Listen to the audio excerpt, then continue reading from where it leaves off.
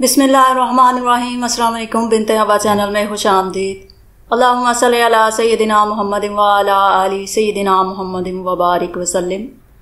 حضرت امام حسین رضی اللہ تعالیٰ عنہ رسول کریم صلی اللہ علیہ وآلہ وسلم، حضرت علی کرم اللہ وجہہ اور خاتون جنت سیدہ فاطمہ الزہرا رضی اللہ تعالیٰ عنہ کے سائے عاطفت میں پرورش پائی۔ آپ رضی اللہ تعالیٰ عنہ نے پیدل چل کر 25 حج کیے۔ آپ رضی اللہ تعالیٰ عنہ بڑی فضیلت کے مالک تھے اور کثرت سے نماز، روزہ، حج، صدقہ اور دیگر امور خیر ادا فرماتے تھے۔ حضرت امام حسین رضی اللہ تعالیٰ عنہ مدینہ طیبہ میں قیام پذیر رہے، یہاں تک کہ اپنے والد ماجد حضرت علی کرم اللہ وجہہ کے ساتھ کوفہ تشریف لے گئے۔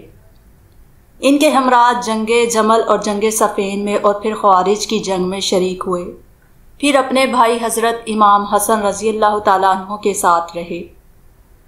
یہاں تک کہ حضرت امام حسن رضی اللہ تعالیٰ عنہ امیر معاویہ رضی اللہ تعالیٰ عنہ کے حق میں خلافت سے دستبردار ہو گئے، تو آپ رضی اللہ تعالیٰ عنہ اپنے برادر محترم حضرت امام حسن رضی اللہ تعالیٰ عنہ کے ساتھ مدینہ طیبہ تشریف لے آئے اور حضرت امیر معاویہ رضی اللہ تعالیٰ عنہ کے وصال تک وہیں رہے۔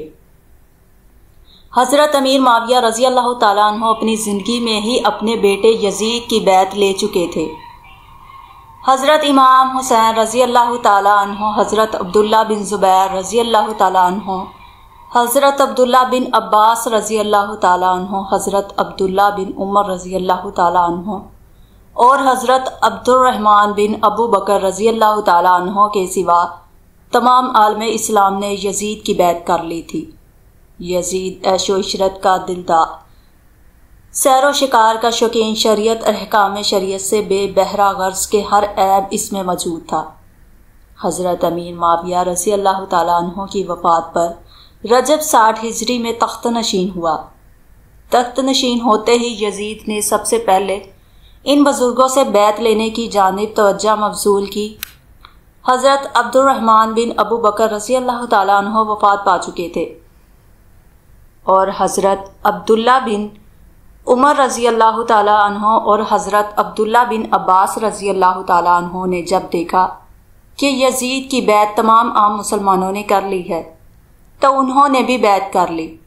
حضرت امام حسین رضی اللہ تعالیٰ عنہ اور حضرت عبداللہ بن زبیر رضی اللہ تعالیٰ عنہ کی بیعت باقی تھی۔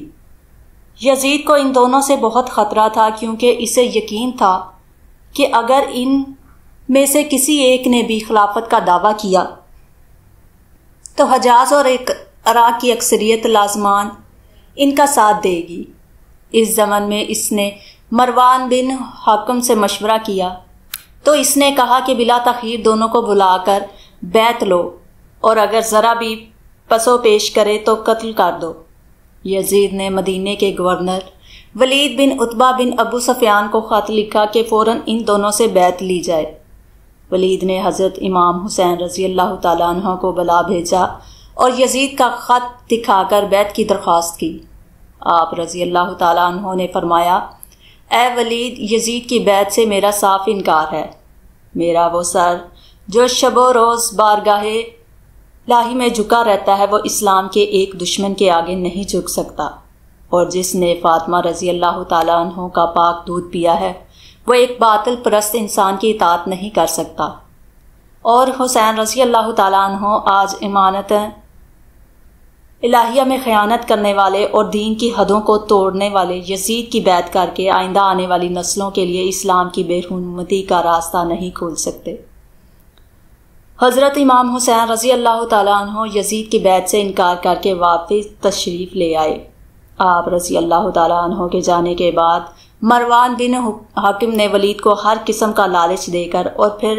معزول ہو جانے کا خوف دلا کر بہکانے کی سر توڑ کوشش کی، مگر ولید بن عتبہ ناموس رسالت صلی اللہ علیہ وآلہ وسلم اور حرمت اہل بیت رضی اللہ تعالیٰ عنہم سے اچھی طرح واقف تھا۔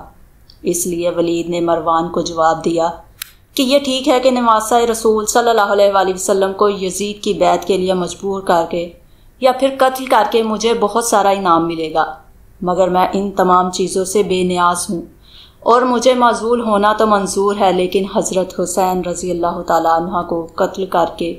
دوزخ کی آگ کا ایندھن بننا منظور نہیں ہے۔ حضرت امام حسین رضی اللہ تعالیٰ عنہ حجرہ اقدس سے باہر تشریف لائے اور نانا حضرت محمد صلی اللہ علیہ وآلہ وسلم کے منبر پر جلوہ افروز ہو گئے اور خطبہ ارشاد فرمایا، اے اللہ اور اس کے رسول صلی اللہ علیہ وآلہ وسلم پر ایمان رکھنے والوں، میرے نانا کا پاک کلمہ پڑھنے والوں